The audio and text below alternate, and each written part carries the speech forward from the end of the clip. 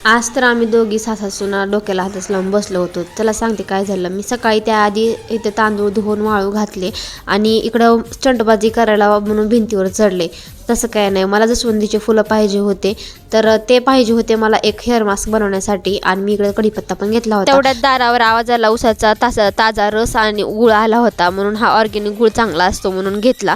मग नंतर मी केसांना हेअर मास्क लावून घेतला आणि तांदूळ वाळले होते म्हणून म्हणलं लगेचच त्याची पावडर पण बनवून ठेवते. असंच हेअर मास्क पण तोपर्यंत चांगला केसामध्ये मुरून जाईल. तर 2 डब्यामध्ये मी इकडं चांगली पावडर स्टोअर करून ठेवली. आता मला खूप दिवस जाईल ही. मग लगेचच हेअर वॉश केले आणि तोंडाला फेस मास्क लावला, कारण कामाच्या धावपळीत आणि त्यातल्या त्यात हे मोकळ्या वातावरणामुळे चेहरा खूप खराब झाला होता.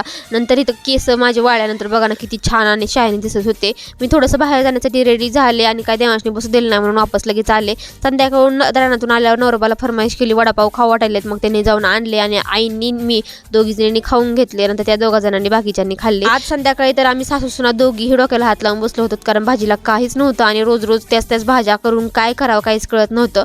आणि मग मी सजेस्ट केलं चला डाळ कांदा करूयात. म्हटलं त्यांनी खातील तेवढे खातील, नाही तर नाही खायला. आता काय करणार, रोजचं टेन्शन आहे. मग नंतर लगेचच भाकरी पण टाकून घेतल्या. आणि आपण करत असलेल्या कुठल्याही कामामध्ये आवड आणि सातत्य ठेवलं ना तर ती पूर्ण झाल्याशिवाय राहणारच नाही. मला बऱ्याच ताई कमेंट करतात, ताई माझ्या चॅनलवर जाऊन सांग ना माझं काय चुकतंय. तर मी आता कुणाच्या चॅनलवर जाऊन काय काय सांगणार, त्यापेक्षा म्हणून म्हटलं तुम्हाला या व्हिडिओमध्ये क्लिअर करते की काही टिप्स असतात आणि सातत्य आणि आपल्या आवडीने जर कुठलंही काम केलं तर ते पूर्णच होतं.